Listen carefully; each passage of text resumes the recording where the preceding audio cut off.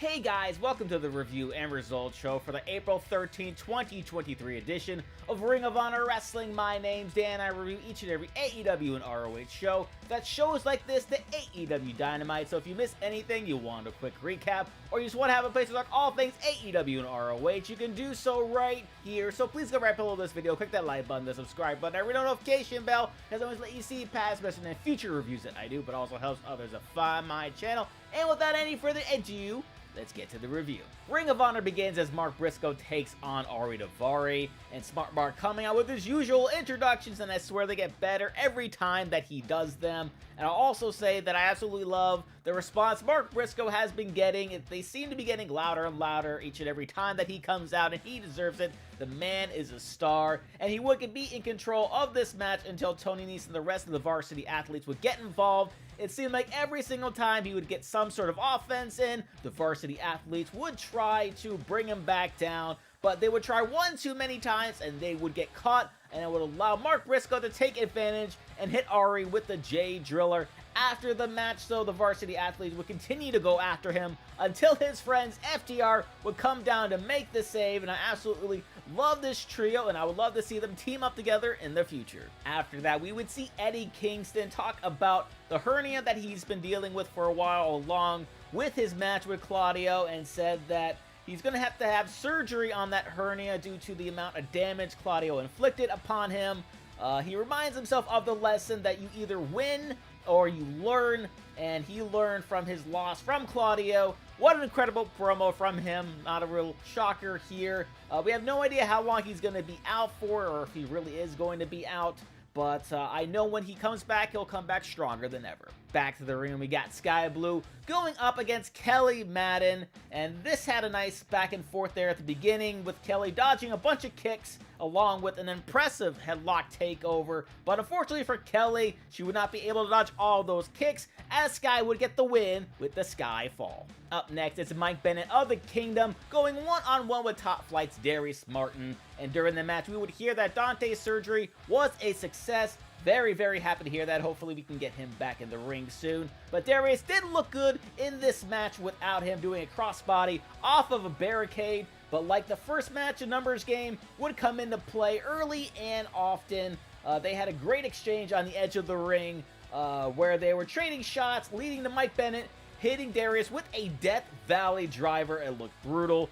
Darius would answer, though, with a crossbody to the outside, along with a standing Spanish fly, but due to Matt Taven going after Darius in the ring, it would lead to a disqualification. But as he was getting beaten down, it's Action Andretti who makes the save. Then we have Wheeler Yuta against Hot Sauce Tracy Williams, and this was a great technical wrestling match with various holds and submissions. Of course, Wheeler's aggressive side would eventually come out with those chops and strikes. Tracy would do his best to fight back, getting him in a front face lock on the top rope into a DDT. Looks so good on that turnbuckle there, and then eventually a brainbuster.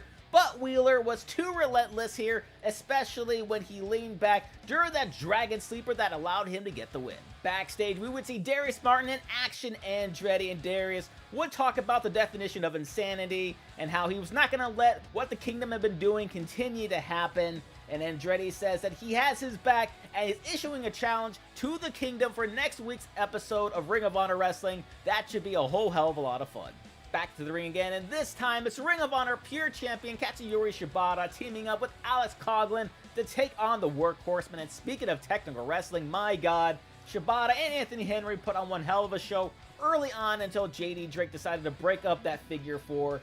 And the Workhorsemen, I can't say enough great things about them. They're such an underrated tag team, and they did a great job at isolating Coughlin. But Coughlin was impressive himself here, as he was motivated by Shibata to do a spot that I'll never forget. It's when he was sitting down on the mat, had Anthony Henry in a suplex position, and then would proceed to stand him up while still in that suplex position, and then suplex him after that. Just absolutely insanity. And if you want to get even more insane, he would do a gut wrench suplex on the outside on a JD Drake of all people, and JD Drake is not a small dude. This was a lot of fun with Shibata getting the win with a PK, and after the match, Coughlin, pointing at the Ring of Honor Pure Championship, says he wants a shot at it, and after this match, I would love to see that. Up next, it's Willow Nightingale taking on little mean Kathleen, and first off, I never get tired of the commentary team's excitement and energy during Willow's entrance, especially that little rhyme Ian had. It was so good. Kathleen, though, would live up to that little mean moniker of hers by biting down on Willow's hand and striking and stomping all over her. But Willow would not allow that to last for too long, as soon as she got the straps down, you know she means serious business, as Willow would get the win with the Stampede. After that, it's Stu Grayson of the Dark Order going up against the varsity athletes Tony Nese, and Stu had a beautiful senton on the Nese, with Stu landing on the outside on his feet, and would also do a running tope when he landed on his feet once again. Stu is just so good, he does not get the credit he deserves.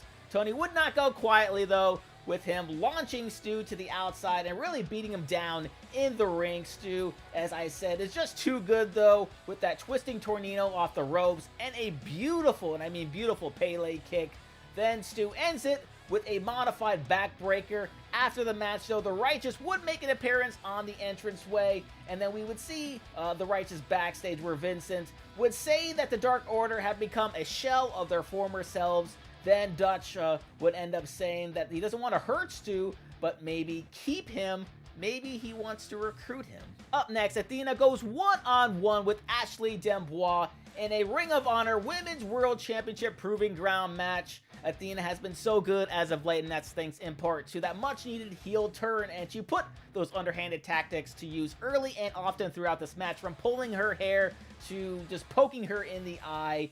Ashley did the best that she could to fight her off, but those strikes from Athena are just too freaking devastating. They look like they could really hurt somebody, and also slamming her into the ring steps that will ultimately lead to an O-face for the win. After the match, in a post-interview with Ashley, Athena would continue her onslaught and would even have the nerve to threaten Lexi. My God, is there anybody who can stop Athena?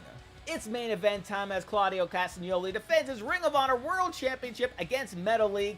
And this was a great clash of styles here, with Claudio bringing in that power by running him over at times and catching Metalik mid-cannonball off the apron and slamming him into it. Just brutal stuff.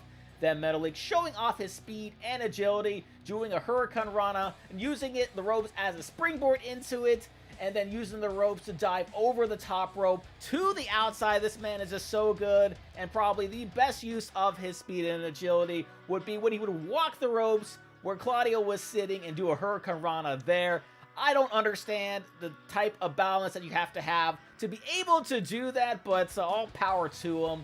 In the end, though, he would go with the Skye one too many times, and would be Claudio Castagnoli to retain his title with the neutralizer. And that was Ring of Honor Wrestling. What did you guys think about it? Please let me know down in the comment section below. This was another fun episode of Ring of Honor, with my favorite matches being that main event, and of course, that tag match featuring Shibata. And with that being said, if you did enjoy today's review, please remember to go right below this video, click that like button, the subscribe button, and ring notification bell, because it always let you see past, especially in future reviews that I do, but also helps others to find my channel. So thank you guys once again for checking out this review, and thank you guys for being all elite.